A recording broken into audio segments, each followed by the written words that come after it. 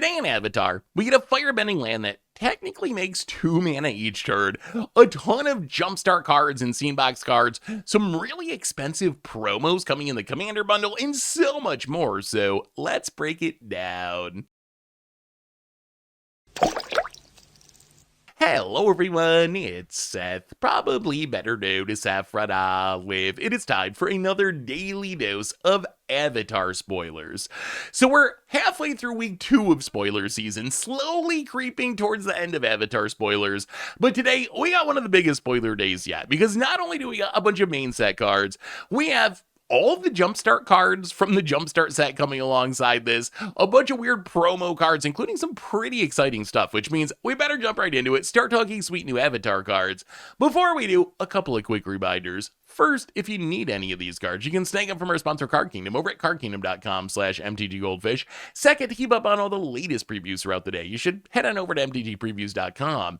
Anyway, let's talk some Avatar. First up today, we get the green member of the Ascension cycle in Earthbender Ascension. So Earthbender Ascension, 3 mana enchantment. It says when it enters, you Earthbend 2. So you're going to make a 2/2 creature out of one of your lands.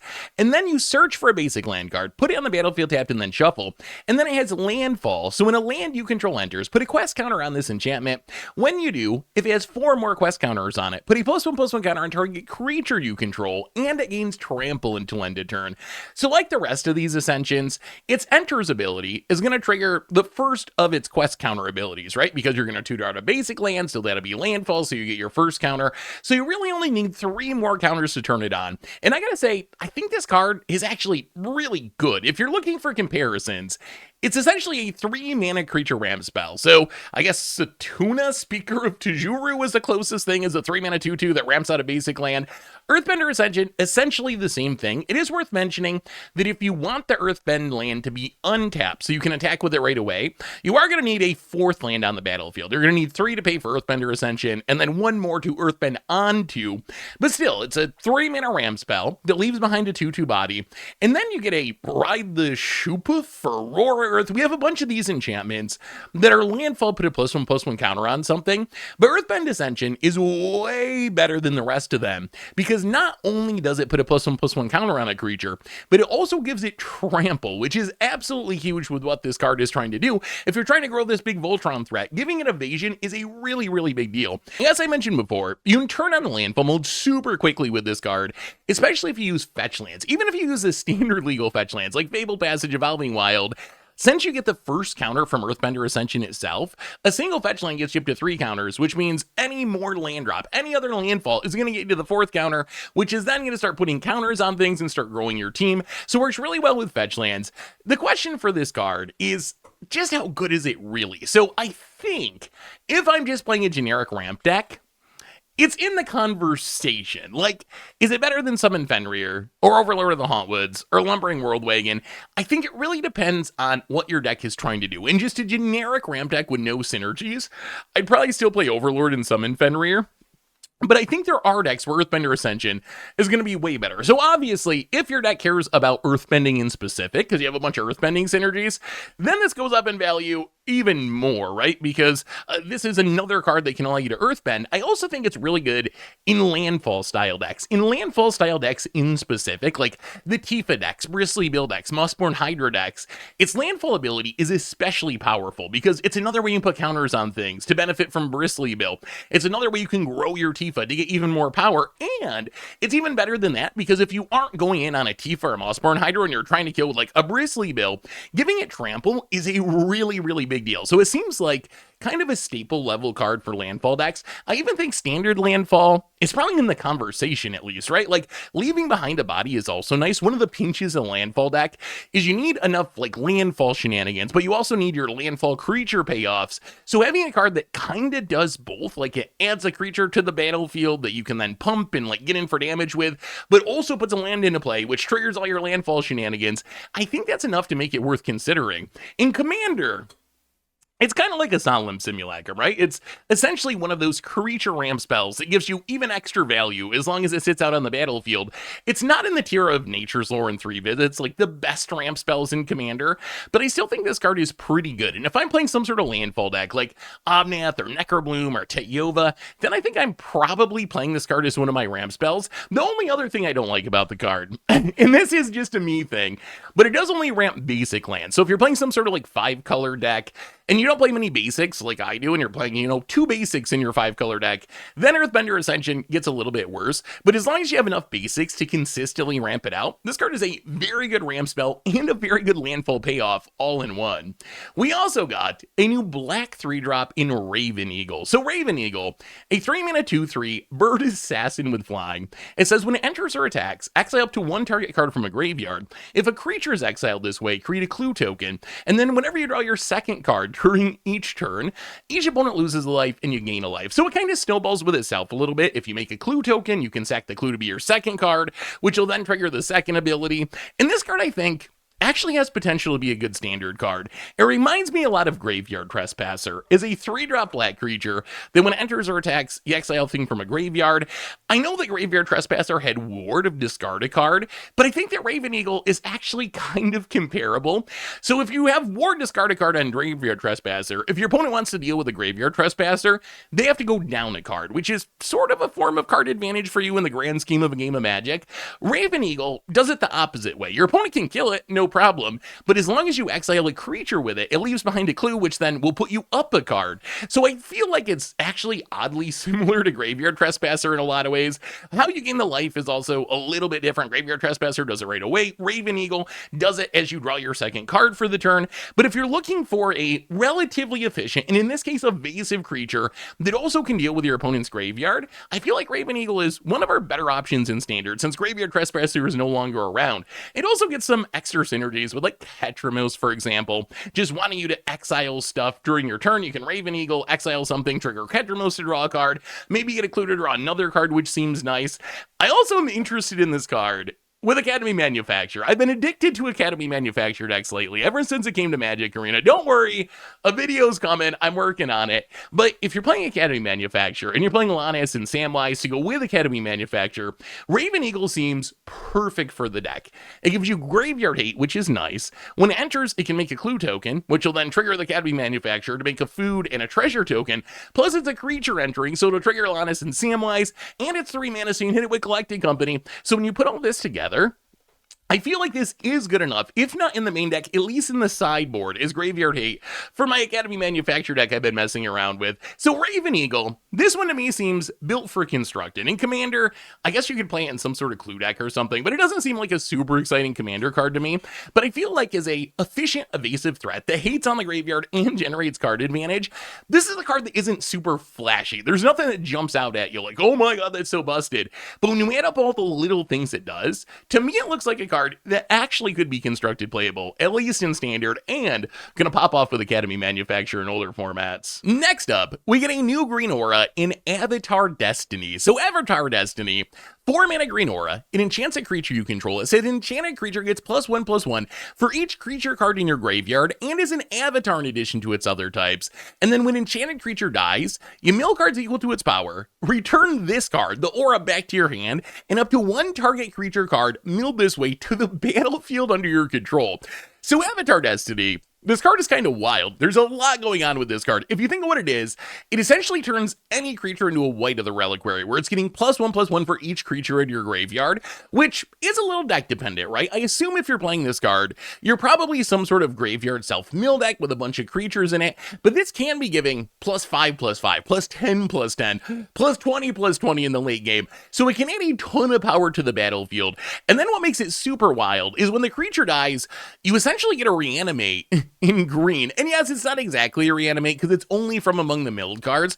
But again, I'm assuming your graveyard deck, this is going to be giving the creature a ton of power. So when it dies, you're going to mill like 10 cards or something. And being able to reanimate your best thing from among a relatively big group of cards seems very powerful. And then it's even better than that because it's also like a rancor where when it dies and goes to the graveyard, it's going to bounce back to your hand so you can do it again the next turn. Although it is worth pointing out, it's not a May ability. So I could imagine a world where if you self-mill too aggressively and it's late in the game, it is possible you put this on a creature, your opponent kills the creature, and you actually just mill yourself out. So there is a bit of risk there, but I still think this card has potential to be very powerful. Oddly, I think this is a member of a cycle in a weird way. So we got Angelic Destiny a long time ago, a 4-mana enchantment that pumps something, when it dies, it go back to your hand. We got Draconic Destiny a few years later, the red member of the cycle. Now we get what seems to be the green member of the cycle, although it's kind of funny that it comes from a Universes Beyond set. I don't really know how I feel about a cycle that started with in-universe cards, now including a green member, which is an out-of-universe card. So I don't know. I think it's actually kind of interesting, but let me know what you think about that in the comments. Or maybe I'm just reading way too much into this, and it's not actually a cycle, and it's just referencing these old cards. But still, a cool callback to Angelic Destiny, Draconic Destiny.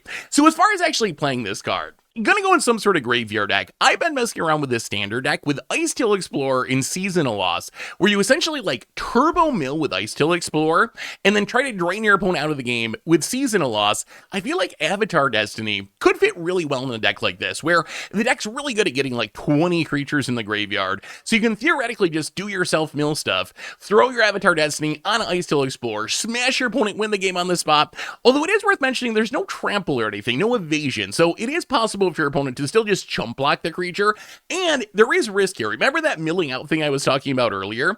In a deck like the Icetill Explorer Seasonal Loss deck, there is definitely risk that you put this on a creature in like the mid to late game, and if that creature dies, you just mill the rest of your deck and end up losing the game instead of winning the game. But still, I think this card's really powerful. Like, you get it on a creature, you get a bunch of buffing, and then once it dies, you get back your Icetill Explorer. Maybe you play some big finisher like Valgavoth to put into play. The one problem with this card, and the reason that this card, I think, will probably not be a true competitive card in 60 card formats, is it's still an aura. And even with all the power of this card, right, where when the enchanted creature dies, you reanimate something and you bounce the Avatar's Destiny back and you do all these fun shenanigans.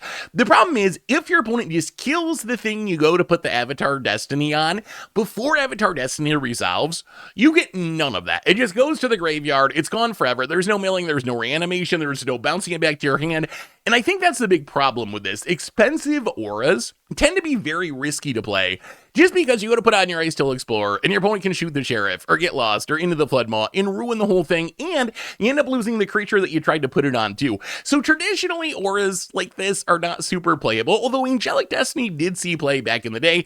On the other hand, it's legal in Standard right now and it doesn't see any play, but it's worth keeping in mind. It is a risky card. As far as Commander is concerned, I think this card's actually kind of insane in Commander. In Commander, I'm not as worried about getting blown out by removal, and if you're playing some sort of self-mill graveyard deck like Tevel or Sidisi, this card is wild. It does exactly what you want. It gives you a ton of power. If you put it on a flying commander like Tevel, you might actually just one-shot with commander damage. It gives you some reanimation to take advantage of filling the graveyard, and it's even repeatable. So it seems like a great aura for any sort of graveyard deck. Madroltha, you can even cast it from the graveyard. So it seems really good there. So Avatar Destiny, I think the card's really good, but it's still an aura, so there's kind of a ceiling on how good a 4-mana aura can be just because of the removal problem. But I'm excited to give it a try in that Season of Loss Icetill Explorer deck and some other graveyard decks, because when it works, it seems like it can be like a game-ending card. We also got, speaking of green 4-drops, the Earth King. The Earth King is a 4-mana 2/2, a legendary human noble ally. It says when it enters, you create a 4/4 green bear creature token, and then when one or more creatures you control with power 4 greater attack, search your library for up to that many basic land cards, put them into play tapped, and then shuffle. So essentially, if you attack with one creature power 4 greater, you get 1 land. If you attack with 2, you get 2 lands, so on and so forth. So the Earth King, this card's interesting. I've seen people be really excited for this card. I don't know if I think the card is actually that good. So let's start with the good news on this card, which is a 4-drop 2/2 that makes a 4/4 is already kind of fine. It's kind of like Toby BC Befriender that we have in Standard, kind of like an upgraded Bear Companion that we got a while ago when we went to Tarkir. But I feel like the Earth King just adding 2 bodies to the battlefield, 6 total power and toughness across 2 bodies is pretty good, because if your opponent has a removal spell, they can only kill one of those 2 bodies, so you get something left over. So I think the card itself, just based on its stats, is fine. The question I have for this card in Standard is, where would I actually play this card? I thought, okay, I can play it in the Collector Cage deck, because Collector Cage wants 2 different bodies with different power, so you can power up Collector's Cage, but then that deck already wants Bright Glass Gear Hulk, and is Earth King actually better than Bright Glass Gear Hulk? Can you play even more 4-drops? Maybe like as a 1-of or something I could see playing it, but I don't think it beats out Bright Glass Gear Hulk. In other generic green decks, the big problem is a Boroid is just like an insane magic card, right? Like, a Boroid is just so snowbally that if I'm playing like Simic midrange or something, it's hard for me to imagine that I would rather have an Earth King than a Boroid. And then as far as ramping, I think that the Earth King, it is interesting. It is a high ceiling ramp card, because in theory, if you have a bunch of creatures with power 4 or greater and they all attack, you can ramp multiple times. But in Standard, we have some really good ramp. We got Overlord of the Hauntwoods, we got some in Fenrir, we got the new rampant growth in Shared Roots. So I'm just not sure this makes the cut as a ramp spell either. It's a little bit slower, it's kind of risky because you need to attack to actually do the ramping. So all this to say, I think the Earth King is a fine card.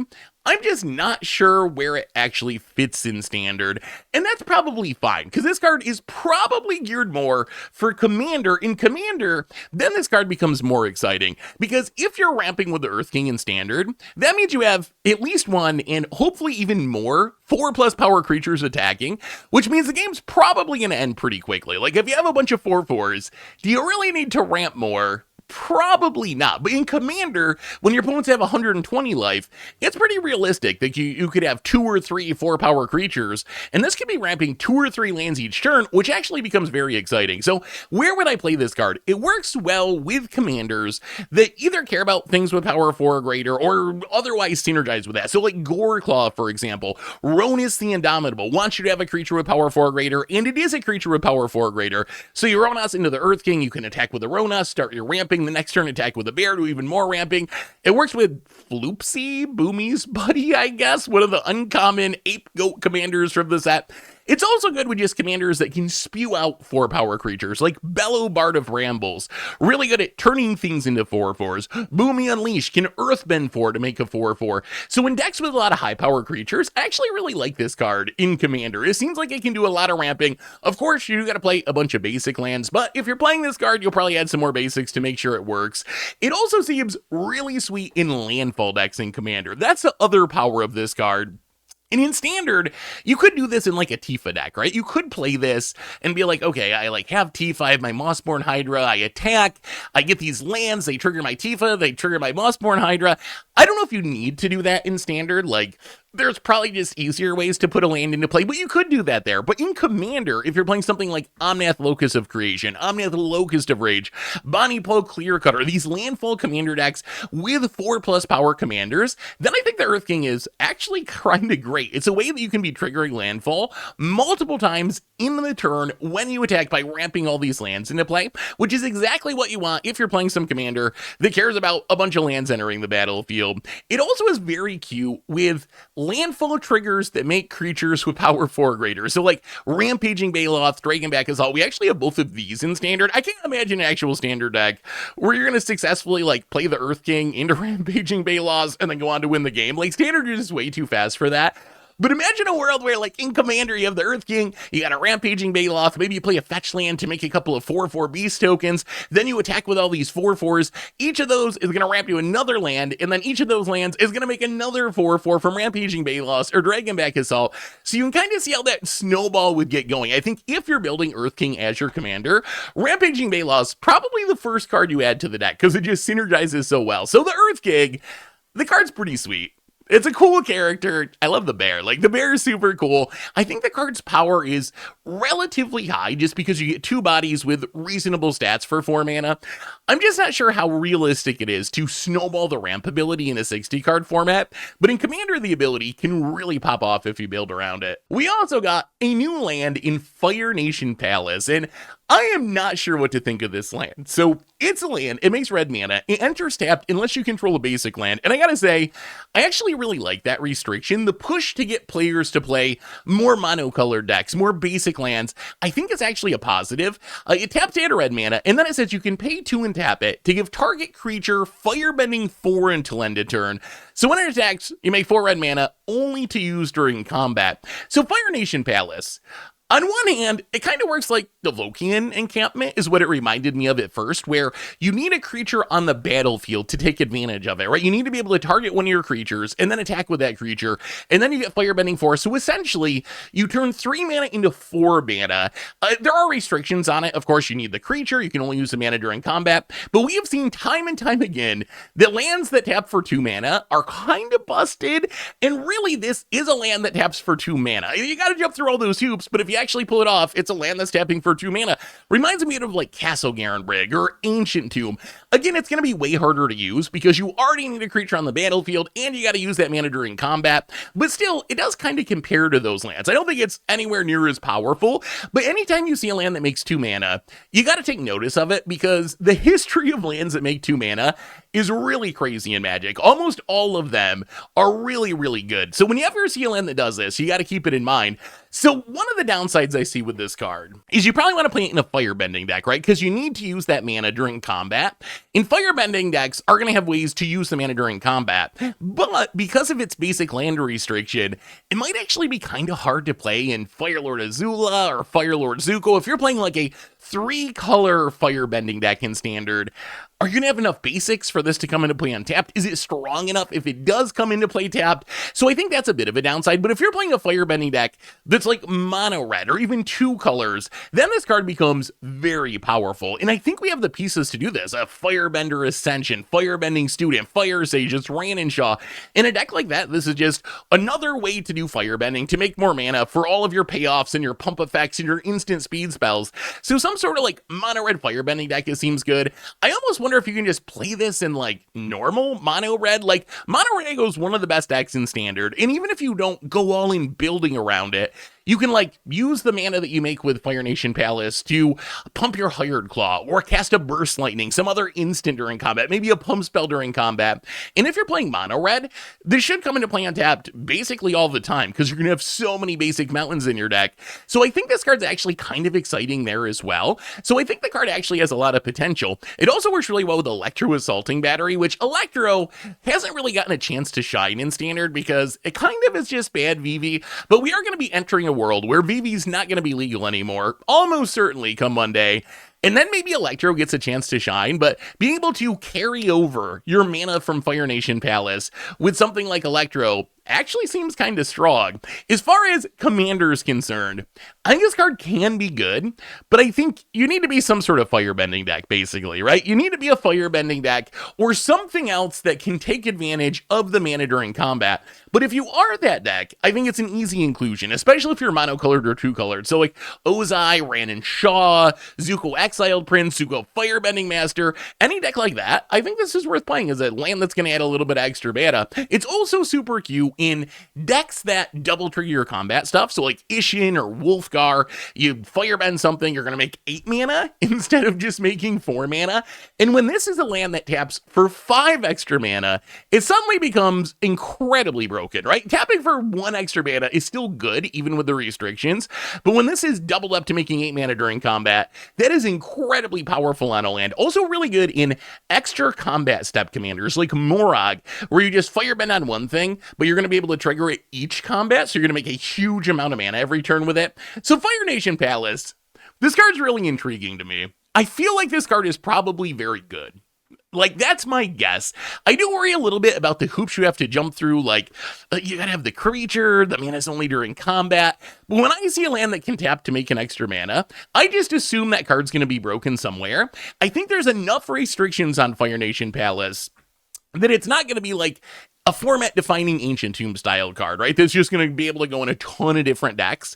But I think in the right deck that is built around Firebending and can make this come into play untapped relatively consistently, I think Fire Nation Palace in a deck like that could easily be an all-star and like a 4 of staple style card. Speaking of rare lands, we also got a pretty straightforward one in Jasmine Dragon Tea Shop. So it's a land.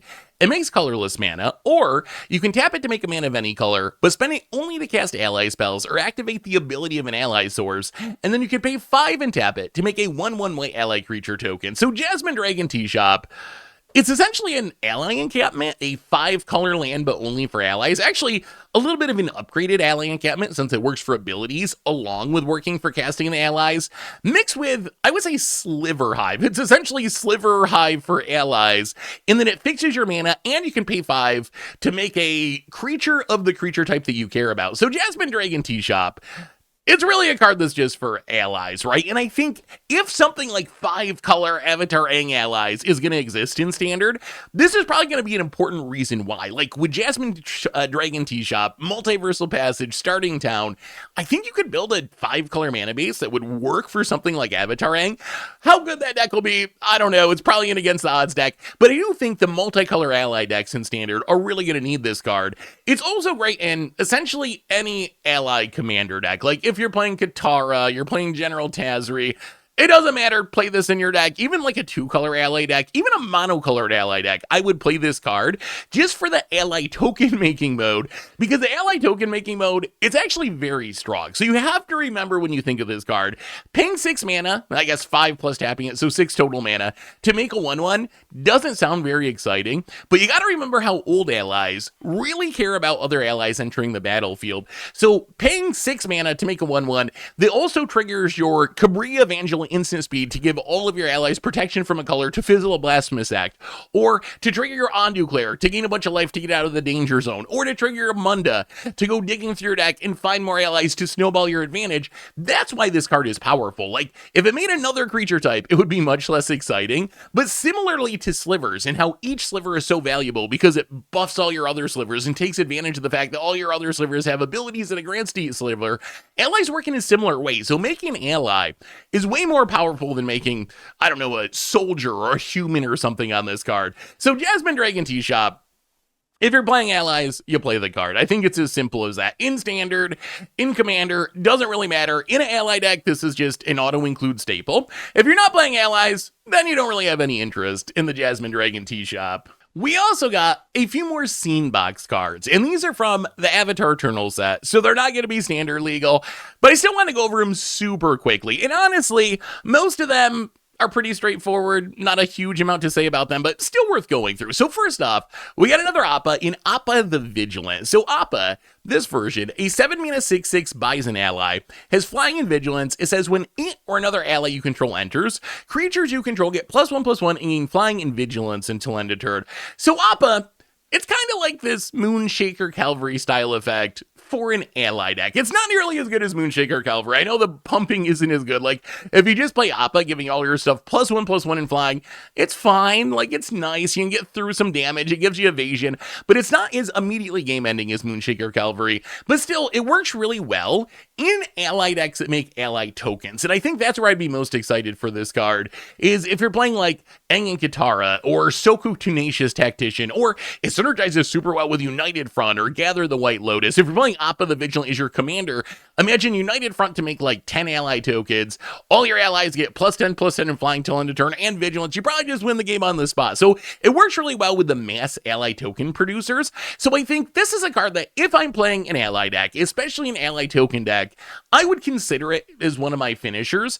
But I think it's kind of like just a fine finisher. And honestly, even in the ally token deck, there is an argument that Moonshaker Cavalry still might be stronger as a finisher, even if it's definitely not as flavorful. We also got Earthshape, a 3-mana white instant that says Earthbend 3, then each creature you control with power less than or equal to that land's power gains hexproof and indestructible until end of turn, and you gain hexproof until end of turn. So Earthshape is basically a earth-bending twist on something like Dawn's Truce. So you can give your entire board hexproof and indestructible, and even give yourself hexproof to fizzle like a Stormkiller or whatever, for just 3 mana. The twist here is it only protects creatures with power less than or equal to the Earthshaper land's power. So by itself, everything with power 3 or less, which means your biggest things won't be protected unless you do some shenanigans. So I think Earthshape it's in the conversation for a couple of different styles of commander decks. So one is, I could see playing this in just a weenie style deck where this is essentially an instant speed 3/3 for 3.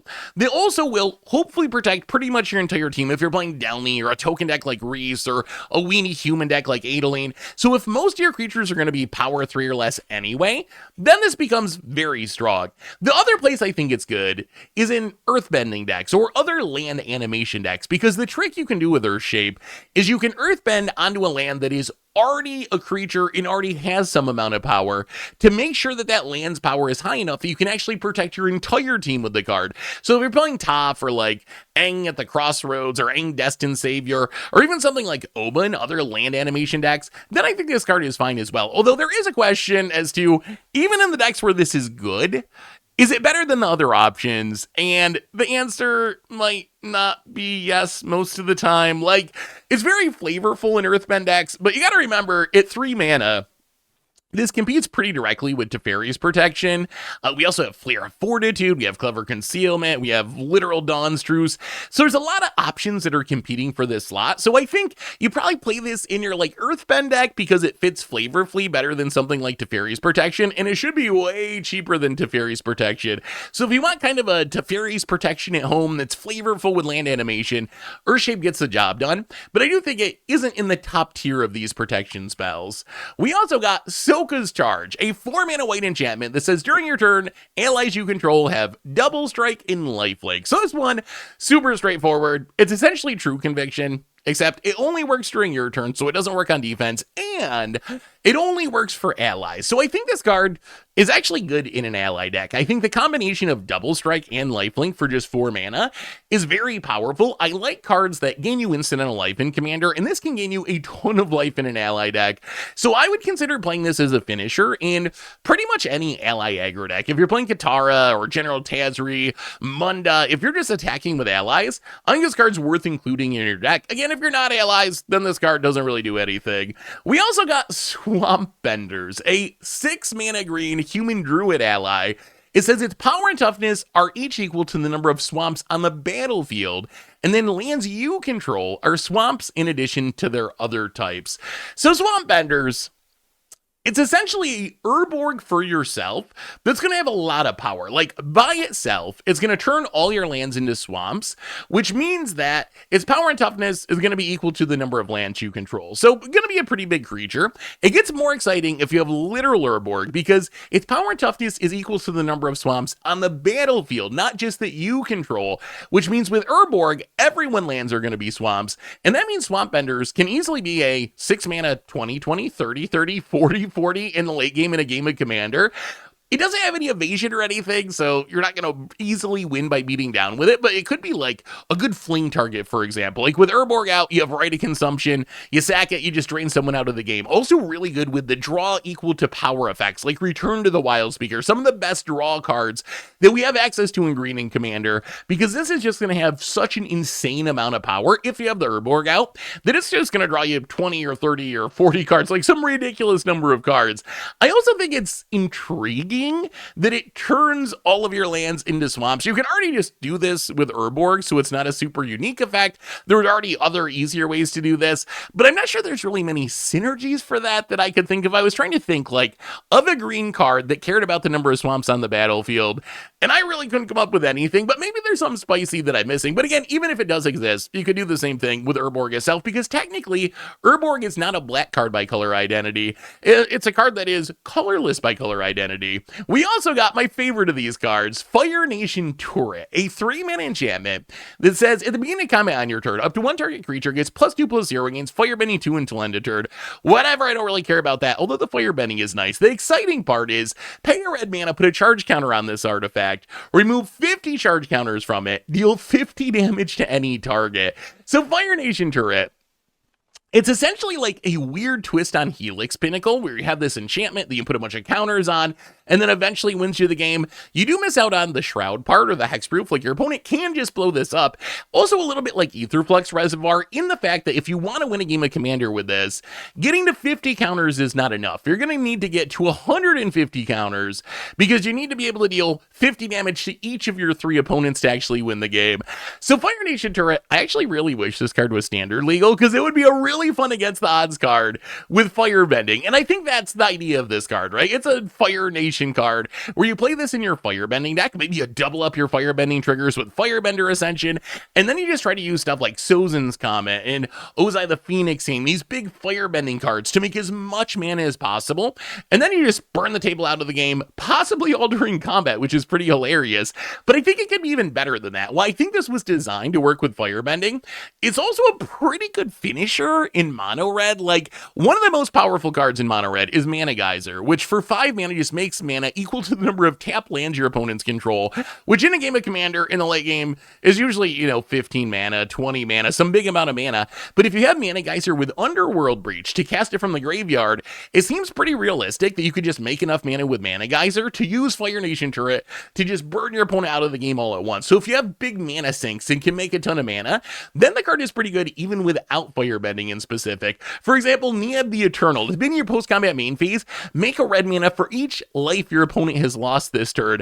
The Fire Nation Turret, a great mana sink there. If you have nothing else to do with your mana that's better than it, you can just dump all your mana into Fire Nation Turret, and over the course of a couple turns, end up dealing 50 damage and just killing the arch enemy, the best player at the table. So Fire Nation Turret, I really like this card. I really wish it was standard legal because it would be so fun to brew around.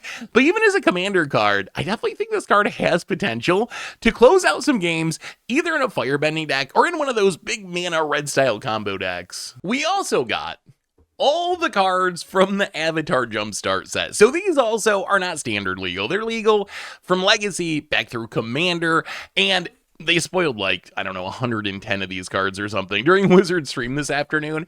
So there's no way we're going to talk about all these cards individually, which is fine because most of them aren't going to be super competitive anyway, although a few of them are kind of interesting. So the way we're going to do these Jumpstart cards is I'm going to put all the cards of the color up there, and then I'm just going to talk briefly about a couple of the cards of that color I find interesting. So here's the white Jumpstart cards. As far as interesting cards, I think Monkey-Asto is maybe the most interesting. Is a 4-mana 3/3 legendary human monk. It says whenever another creature you control becomes the target of a spell or an ability, you may airbend that creature. So you exile it. While it's exiled it, you can pay it for 2 mana. And I think this card is very intriguing to me. So obviously a fun mono white commander that can do some cool things. It works when you target your own creatures as well as your opponent targeting your creatures. If your opponent targets it with removal, then you airbend it and recast it. But I see this as more of a combo piece, although the combos I found for this card don't really work if Monkey-Asto is your commander because of color identity. But for example, it works really well with Doc Arland, which says that spells you cast from your graveyard or from exile cost 2 less to cast. So Doc Arland makes cards that are airbended free, essentially, which is something we're gonna have to keep in mind for standard too. Not with this card, because Monkey-Asto is not in standard, but with other airbending cards. So essentially, you can recast your airbend cards for free with Doc Arland, which means if we can have a creature that targets a creature we control and damages our opponent when it enters, we can just go infinite. So there might be better options out there. The one I found is the Noggle Wizard Noggle Hedge Mage, a 3-mana 2/2 that says when it comes into play, if you have 2 or more islands, you can tap 2 target permanents. And when it comes into play, if you have 2 or more mountains, you can have it deal 2 damage to target player. So here's what I'm envisioning. You get down your Monkey-Asto, you have your Doc Arland, so you can cast your airbend stuff for free. You can Noggle Hedge Mage, you can deal 2 damage to your opponent, assuming you have the right lands in play, but you deal 2 damage to your opponent and use its tap ability to target itself. That's going to trigger Monkey-Asto because one of your creatures was targeted by an ability. So then you exile the Noggle Hedge Mage, but then you can cast it again for free because of Doc Arland. So you deal 2 more to your opponent, you target itself with the tap ability, it goes back to exile, you do it again, you do it again. Essentially, you just keep casting it forever until you kill your opponent, burn the whole table out of the game. So I think there's going to be some really cool synergies with Monkey-Asto. Hopefully we can find some that are in mono white so we can build it around Monkey-Asto as our commander, but it's a very interesting and super unique card. Otherwise, with white cards, Talon Momo is worth noting just because it's going to be good in ally decks. 3-mana sorcery, search your library and or graveyard for an ally card, reveal it, put it in your hand, and then shuffle, and it costs 2 less to cast if a creature left the battlefield under your control this turn. So as long as something left the battlefield, 1 mana, tutor up any ally in your deck from your library or your graveyard, and even if you have to pay 3 mana, it's still fine. So I think just snagging your best ally is going to be worth it in like General Tazri, Katara, Commander decks, so worth keeping in mind for ally decks. As far as the blue cards from Jumpstart, there's a bunch of them, and a couple of them are kind of spicy. I think that Waterbenders Restoration, and I should say, if you want to go more in depth on like all these blue cards, go over to MTGPreviews.com. They're all up on there. You can look through all of them. But Waterbenders Restoration, I feel like this card might actually be super relevant for Commander. So it's 2 mana for an instant lesson. It says an additional cost to cast this spell, Waterbend X, and then exile X target creatures you control. Return those cards to the battlefield under their owner's control at the beginning of the next end step. So Waterbenders Restoration, I think, might be the second best board protection spell in mono blue and Commander. So I think the best is March of Swirling Mist, where you can just exile cards from your hand to phase out your stuff.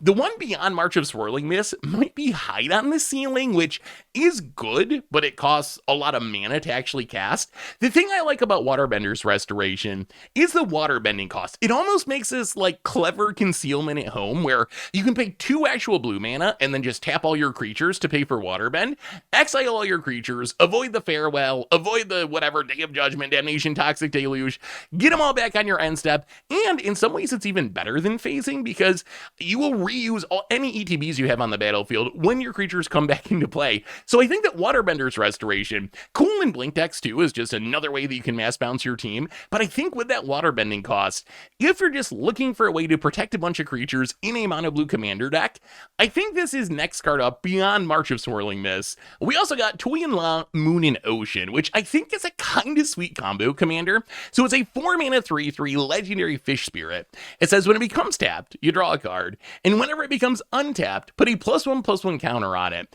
So Toy and Lua, I'm imagining you play this as your commander, and it goes infinite pretty easily with Freed from the Real or Penman's Aura, these tap and untapped enchantments, and then something like Paradise Mantle that lets you tap Toy and Lua to make mana. So if you can get down Toy and Lua, you can get a Paradise Mantle on it, so it's a Birds of Paradise, and then put a Freed from Real on it. What you can do is you can tap it to make a mana with Paradise Mana, which will trigger it to draw you a card, and then you can use that mana and use Freed from the Real's ability to untap it, which will then grow Toy and Lua. So essentially, you just keep doing this, and you draw your entire deck, and you make your commander super big, and then if you do that, you should be able to figure out a way to win the game somehow. And Penman's Aura does the same thing as Freed from the Real. It's just an older version of that effect. So I think that's the way to build around this card in Commander. It is a 3-card combo, but there is some redundancy, and as we've seen in the past, having one of your combo pieces in the command zone does make it way easier to set up the combo. As far as black Jumpstart cards, there's a few that are pretty spicy. I think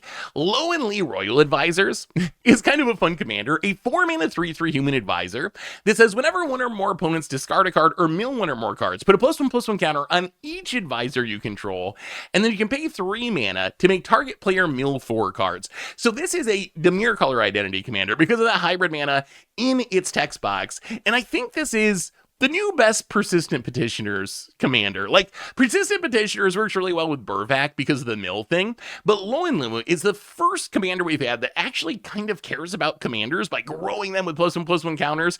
So imagine you play this, you play all the Persistent Petitioners, you can tap the Petitioners to mill your opponent, which will then grow all your Petitioners, and then you're not really trying to mill your opponent out, you're trying to mill your opponent to grow your Petitioners and then win by beating down.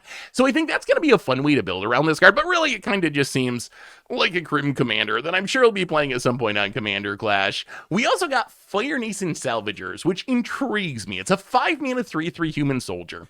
It is Menace. It said when this creature enters, put a +1/+1 counter on target creature or vehicle you control. But the exciting mode is whenever one or more creatures you control with counters on them deal combat damage to a player, put target creature or vehicle card from that player's graveyard on the battlefield under your control. So Fire Nascent Salvagers seems really sweet in any +1/+1 counter deck in black. So what I'm imagining is if you're playing Cleopatra or Genova or Varls, whatever +1/+1 counter deck, you're going to have a bunch of creatures with counters on them. You play Fire Nation Salvagers, you swing one of those creatures with counters at each opponent, and you get to reanimate something from each opponent's graveyard every single attack step, assuming you get in combat damage with at least one creature on that player with a +1/+1 counter on it. So it seems like a really sweet mid-range payoff, a reanimator payoff for any of these +1/+1 counter decks. As far as red cards from Jumpstart, I think my favorite of the bunch might be Shang and Lily Nomads, and I don't think this card is very good yet, but I like that it's doing something unique. It's a 4-mana 3/3 legendary human bard ally.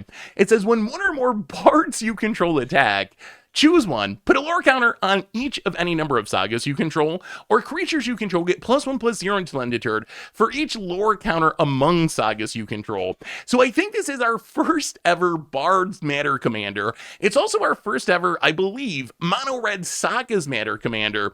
The only problem with this card is I think there's 11 mono red bards in all of Magic right now, so there's just not a lot of creatures to support the type.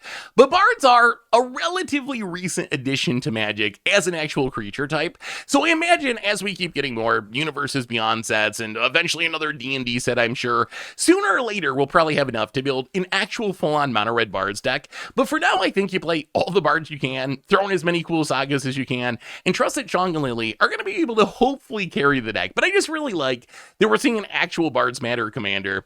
We also got Lost in Memories, which kind of turns a creature into a Snapcaster. It's a 2-mana red flash enchantment. You enchant a creature you control. The creature gets +1/+1 and says when it deals combat damage to a player, target instant or sorcery card in your graveyard gains flashback until end of turn. The flashback cost is equal to your mana cost. So it's really mono red Snapcaster, but with extra steps. I envision how you play this card is you wait until combat and you attack someone after Boxer declared, so you know you're getting in damage, and then you flash this in, get in 1 extra damage, and then get to flash something back.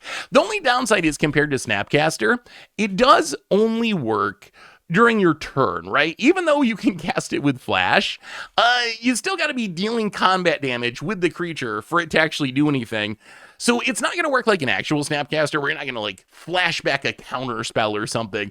But still, it is pretty efficient and seems like a powerful option. We also got a card that I think is super cool in Reckless Blaze. So Reckless Blaze, 5 mana, for a sorcery lesson. It says it deals 5 damage to each creature, and when a creature you control dealt damage this way dies, you make a red mana. So Reckless Blaze is a sweeper. It's not that exciting, right? 5 mana for 5 damage to everything. At sorcery speed, we've seen lots of cards like this before. The part that excites me is not using this to sweep away your opponent's board, but using this as a combo piece with your own board. So I'm imagining you're playing, Krenko Goblins. And Krenko, once it gets going, especially if you focus on tapping and untapping it, it can make a ridiculous amount of Goblin tokens. Or Zada Hedron Grinder. Once it gets going, be able to copy spells for each of your creatures makes it really easy to make this huge board full of tokens. So I'm imagining you're playing almost a combo deck where you use a token generating commander to just make a ton of tokens in one turn, and then you Reckless Blaze to kill all those tokens, but make like 30, 40, 50 mana, kind of building your own mana geyser, and then use that to play some finisher that's going to win the game. So I'm actually intrigued by this card. It's like a weird ritual effect more than a sweeper. Although you also get the upside that it can be a sweeper and just like kill your opponent's stuff when you need it to. As far as green cards, we got some pretty funny ones. We got Tectonic Split, which I think might be the single most exciting card out of the Jumpstart cards today. It is a 6 mana enchantment in green. It says, is an additional cost to cast this spell. Sack half your lands rounded up. The enchantment has hexproof, and then lands you control have tapped to make 3 mana of any one color. So essentially Tectonic Split turns all of your lands into Lotus Fields, and it even kind of has the hexproof since the enchantment has hexproof, which kind of means Nyxbloom Ancient at home. Like, it does the same thing as Nyxbloom Ancient for the most part, but you're not going to be able to stack up multiples. One of the powers of Nyxbloom is if you start cloning it or whatever, soon you have a land that taps for like a quintillion mana. That's not going to happen with Tectonic Split. Even if you had multiples on the battlefield, you're still only tapping for 3 mana. And this card, I think, is just very interesting because there's a lot of weird quirks to this card. Like, for example, because sacking half your lands is an additional cost to cast the spell, it's really weak against counters. Like, if you cast this, you have to sack half your lands before you put it on the stack, and then you put it on the stack, and if your opponent just Dovin's Vetoes, or negates, or mana drains, or spell pierces this, you sacked half your lands rounded up for nothing, which is absolutely horrible. So it's very risky against counters. On the other hand, because that ability only triggers when you cast it, you can reanimate this or otherwise cheat it into play and not sack any of your lands, and then just having all your lands tapped for 3 mana is very, very powerful. Plus, this card can kind of be a ritual. One thing green decks are really good at in Commander is getting a lot of lands on the battlefield, so it doesn't seem unrealistic to me that you could get up to like 14 mana or something, 14 lands on the battlefield. You play this, you sack half those lands, so you go down to 7 lands, but your 7 remaining lands now tap for 21 mana that turn, so you actually generated a ton of mana by getting Tectonic Split on the battlefield, so it can kind of be a combo piece like that. It also is really good in decks like Lumra or other decks that are looking to get lands in and out of the graveyard. If you're already doing like Scape Shift style shenanigans where you want to be sacking your lands because you're just going to Splendid Reclamation them all back into play, then it goes up even more in value. So Tectonic Split, I actually think this card has potential to be pretty strong, and I'm excited to see what cool shenanigans it can do in Commander, but it's also going to lead to some ridiculous blowouts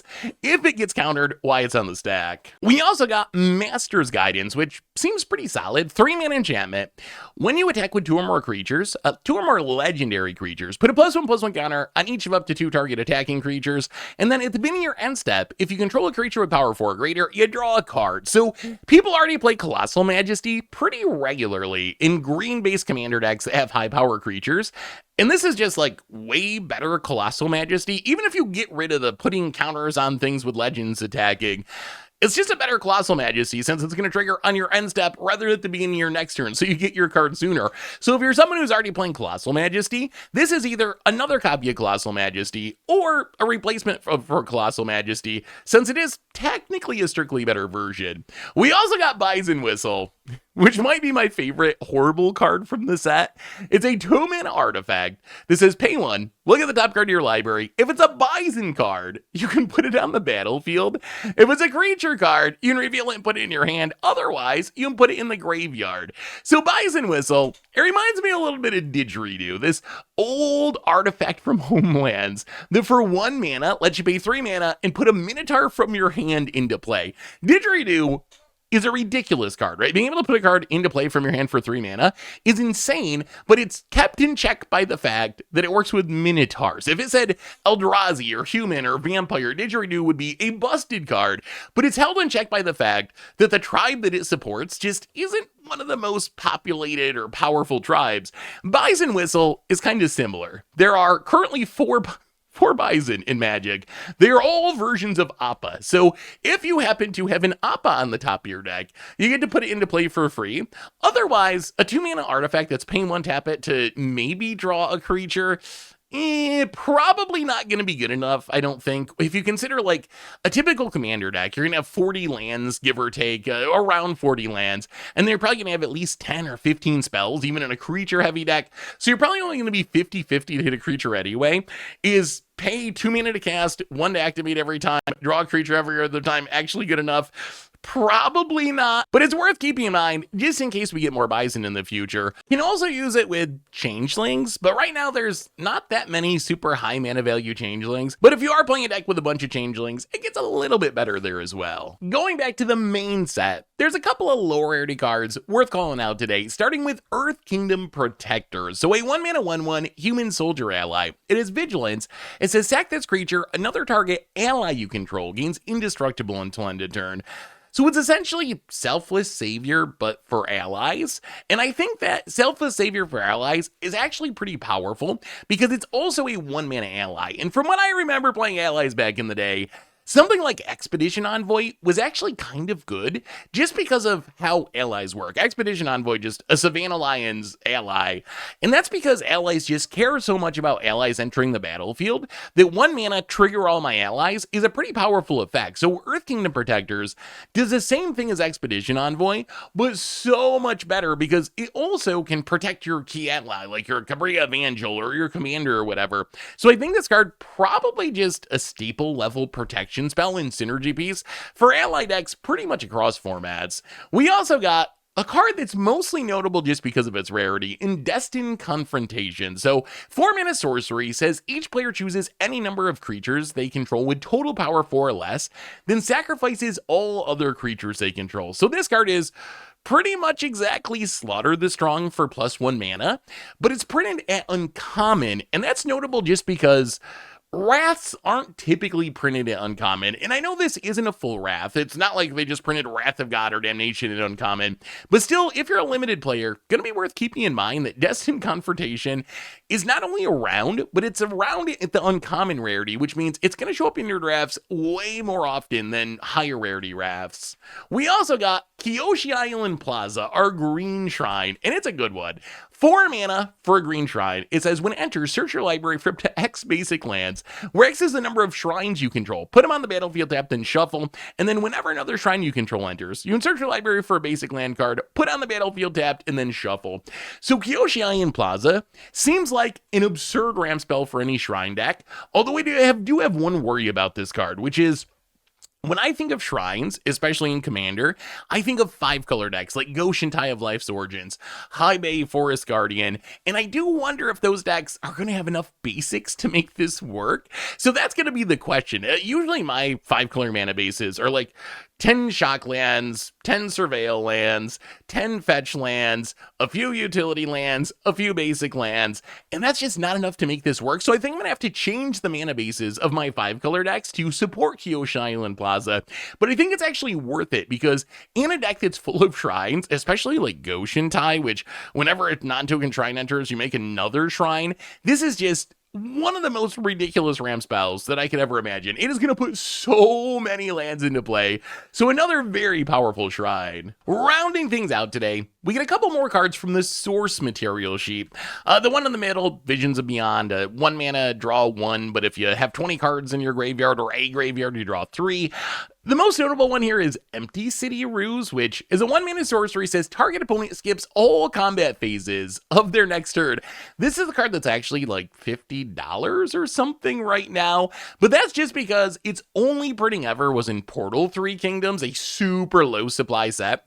I actually didn't realize this card was even a thing until I just saw this reprint. So it's not a card that anyone really plays anywhere. So I imagine that its price is going to come down a ton because of the reprinting, because I just don't think there's really much demand for this card when it's essentially like a fog, but in a lot of ways worse because you got to cast it during your turn and guess which opponent you want to target. But it is notable that it is super expensive right now. We also got all the promos from the Commander bundle. So we knew they were selling a Commander bundle with this set. They actually spoiled 3 of the promos, Arcane Signet, Soul Ring, and Swift Boots, a while ago. Well, today they spoiled the rest of them, and here's how this works. So if you buy the Commander bundle, which I was trying to look online, it seems like minimum probably $110, some places more like $150 or $180. So we'll have to see exactly what price you can get it at. You're getting, I believe it's 9 play booster packs, 1 collector booster pack, some extras like a spin down and whatnot, and then you get these promos. So what you get is you get 3 promos guaranteed, which is Arcane Signet, Soul Ring, and Swiftfoot Boots, and then you're going to get 2 other random promos from the rest of the list of promos, and the rest of the list of promos is some pretty high-end cards. You're looking at Fierce Guardianship, Deflecting Swat, Entomb, Deadly Relic, Gamble, Worldly Tutor, Obscuring Ace, Flawless Maneuver, Enlightened Tutor, Mystical Tutor. So these are some very high-end, very expensive, very playable Commander cards. Is it going to make it worth buying the Commander bundle? I think it really depends on the price that you get the Commander bundle for. Like, if you're paying $200 or something, or close over $150, then it becomes a little bit sketchy because it is mostly play boosters and only 1 collector booster, and then you're not guaranteed to get the good promos. You're guaranteed to get the very playable but not that expensive promos. You're not guaranteed, though, to get the Fierce Guardianship. You're not guaranteed to get the Deflecting Swat. It's possible that you get the Obscuring Haze and the Enlightened Tutor as your 2 bonus promos, and they're like the low-end ones, but still, I imagine these cards, assuming that I'm understanding this right, and the only place that you get these arts are from buying the Commander bundle in specific, they might end up being kind of expensive because there might just not be that many of this specific version of these cards out there. So cool promos, whether or not it's actually worth spending the price to get the Commander bundle, we're going to have to wait and see where the price ends. Otherwise, we get a bunch of draft chaff that you can check out over at MTGPreviews.com, including Combustion Man, everyone's favorite iconic mean character maybe from the show. And I don't know what to make of this card. It's a 5-mana 4/6. It says when it attacks, destroy target permanent, including lands, which is super rare on a Modern Magic card, unless its controller has Combustion Man, deal damage to them equal to his power. So Combustion Man, I mean, it's 5 mana. It's probably not going to be a super playable card, but he has kind of a neat design, and I know people love the character. Also, shout out to Iroh's demonstration above it. I feel like if that card was an instant, it would be pretty good. 2 mana to either deal 1 damage to each of your opponent's creatures or 4 damage to one of your opponent's creatures. But as a sorcery, I feel like it's probably just not going to be good enough. But we'll have to wait and see. If there's like a standard meta where there's a bunch of X4s you really want to kill, and there's also decks that are about making a bunch of X1s you really want to kill, we could end up in a world where, worst case, Iroh's demonstration was at least a good sideboard card. But anyway, you can check all this out over at mtgpreviews.com. And that brings us to the end of our daily Avatar spoilers for today. So what do you think about today's cards? All the Jumpstart cards, all the promos, the Commander bundle, all that stuff, let me know in the comments. And I'll be back tomorrow, not just for another dose of daily Avatar spoilers, but also with our exclusive MTG Goldfish Avatar preview card that's going up tomorrow as well. So until then, have a lovely day, everyone, and I will talk to you soon. Looking for even more Magic Queen? Find yesterday's spoiler video here, or maybe check out the video about the deck that literally poured pros to death at the Pro Tour.